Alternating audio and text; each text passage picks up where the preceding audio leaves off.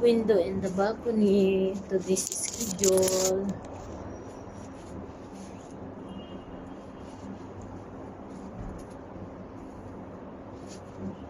This is my schedule every Friday, so that the dirt in the dust will not become very thick.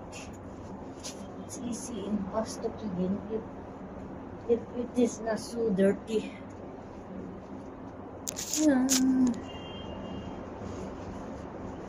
If it's so dirty and very thick, the dust, it's hard to clean. Wait, I need tissue to dry the mirror, the glass.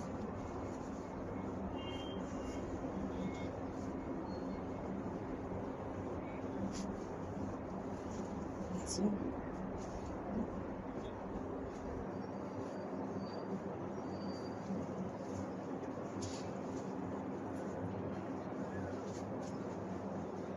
I need tissue to dry the glass mirror.